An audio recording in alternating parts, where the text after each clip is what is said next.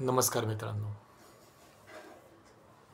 मी अभिजित भोरे आपल्या सर्वांचं माझ्या यूट्यूब चॅनलमध्ये सहर्ष स्वागत करतो. आपल्या यूट्यूब चॅनलमध्ये आपण इंजिनिअरिंग क्षेत्रातले वेगवेगळ्या संज्ञा, वेगवेगळ्या टर्म्स असतील त्या समजून घेण्याचा प्रयत्न करतो. आज आपण ISO विषयी बोलणार आहोत. ISO विषयी बोलत असताना लोकांना माहिती आहे की ISO म्हणजे काय. ISO लॉंग फॉर्म माहीत असतो बऱ्याचदा लोकांना. इंटरनॅशनल ऑर्गनायझेशन फॉर स्टँडर्डायझेशन असा लॉंग फॉर्म लोकांना माहीत असतो. परंतु ह्या ऑर्गनायझेशनची स्थापना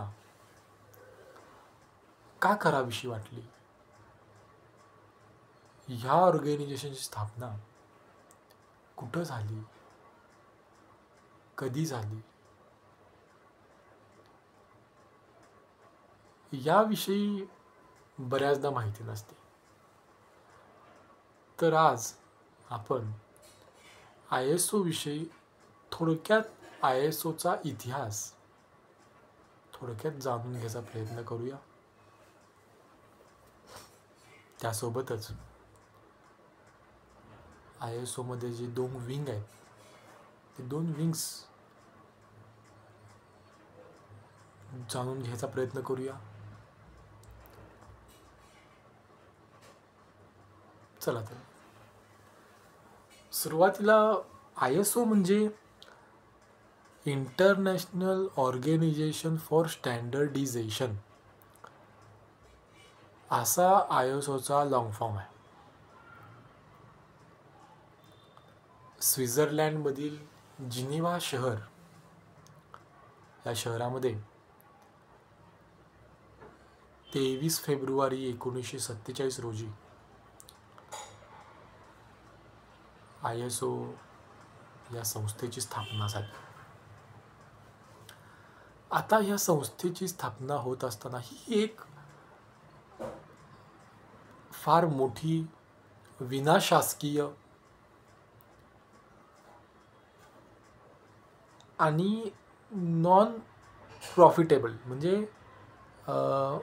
ही एक फार मोठी विनाशासकीय आणि इंडिपेंडंट संस्था आहे.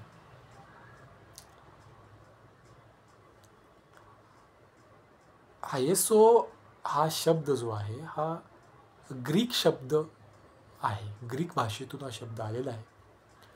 ग्रीक भाषेमध्ये या शब्दाचा जो लॉंग फॉर्म होतो, त्याचा अर्थ जो होतो, ग्रीक भाषेमध्ये या शब्दाचा अर्थ हा इक्वल. ISO म्हणजे ग्रीक भाषेत इक्वल असा त्याचा अर्थ होतो आणि ग्रीक भाषेतून हा शब्द आलेला आहे. जेव्हा दुसरं विश्वयुद्ध संपलं 1940-1945 पर्यंत दुसरं महायुद्ध जगामध्ये चालू होतं. दुसऱ्या महायुद्धानंतर ऑक्टोबर 1946 मध्ये इंग्लंड देशांमधील लंडन शहरामध्ये जगभरातल्या जवळजवळ 25 देश एकत्र आले आणि त्यांनी एकत्र येऊन ह्या इंटरनॅशनल ऑर्गनायझेशन फॉर स्टँडर्डायझेशन म्हणजे ISOची स्थापना केली. आज जवळजवळ 167 म्हणजे 167 देश या देशांमध्ये ISO काम करते. त्या देशामध्ये ISOचे प्रतिनिधित्व ते देश ISOचं प्रतिनिधित्व करतात.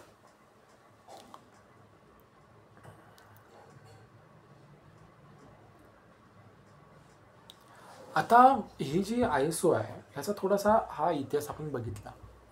ISO मध्ये मुख्यत्वे 2 विंग्स आहेत. पहिली जी विंग आहे ती म्हणजे टेक्निकल कमिशन, त्याला TC असं म्हणतात. आणि दुसरी जी विंग आहे त्याला IEC म्हणजे international electro technical commission, IEC.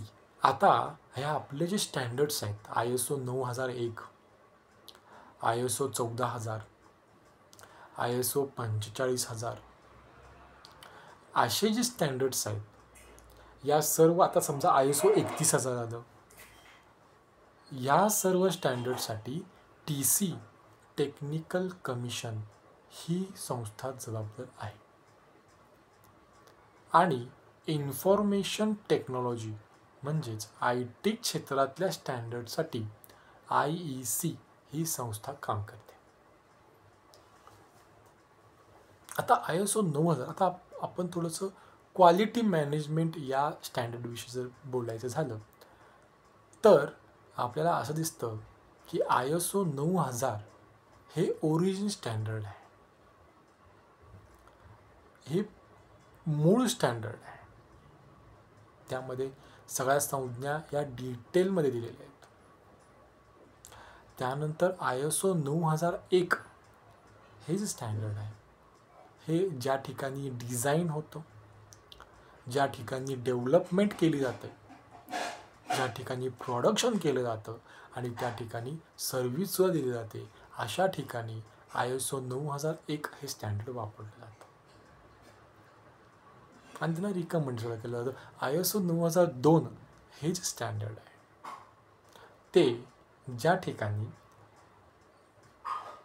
फक्त म्हणजे जी फील्डमध्ये डिझाईन आणि डेव्हलपमेंट हे होत नाही, प्रोडक्शन आणि सर्व्हिस या गोष्टी जिथं होतात त्या ठिकाणी ISO 9002 हे स्टँडर्ड दिलं जातं. आणि ISO 9003 हे ज्या ठिकाणी टेस्टिंग आणि कॅलिब्रेशन किंवा सर्व्हिस अशा संदर्भातल्या फील्डसाठी, ऑर्गनायझेशनसाठी ISO 9003 हे सर्टिफिकेट असतं. आता थोडासा आपण ISOचा हे जे स्टँडर्डची जर्नी बघूया. तर ISO 9001 चा पहिल्यांदा जी आवृत्ती जी निघाली, पहिलं स्टँडर्ड हे 1987 साली निघालं. त्यानंतर दुसरं जे स्टँडर्ड, दुसरी जी आवृत्ती निघाली, दुसरं एडिशन हे 1994 साठी मिळालं. पहिलं 1987, दुसरी आवृत्ती 1994, तिसरी आवृत्ती निघाली ही 2000 साली निघाली, चौथी 2008 आणि आत्ता जी चालू आहे ती 5वी 2015. आता आपण म्हटलं की स्टँडर्ड स्टँडर्ड स्टँडर्ड, तर स्टँडर्ड म्हणजे काय? स्टँडर्ड म्हणजे minimum requirement to fulfil to improve your business performance. म्हणजे ह्या कमीत कमी रिक्वायरमेंट्स आहेत, कमीत कमी गरजा ज्या आहेत त्या जर तुम्ही पूर्ण केला तर तुमचा बिझनेस परफॉर्मन्स इम्प्रूव्ह होणार आहे, म्हणजे स्टँडर्ड. आणि त्यासोबत तुमची सस्टेनेबिलिटी ही पण इम्प्रूव्ह होणार आहे.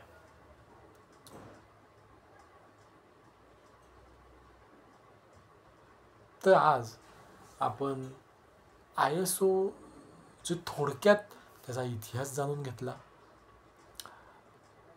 त्याची सुरुवात जाणून घेतली, त्याचा पूर्ण जीवन प्रवास पाहिला. 9000, 9001, 9002, 9003 या स्टँडर्ड विषयी जाणून घेतलं आणि स्टँडर्ड म्हणजे काय हे पण समजून घेतलं.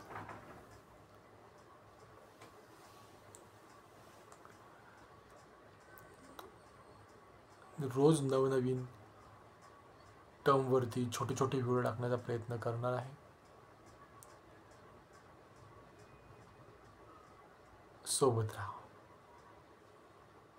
धन्यवाद.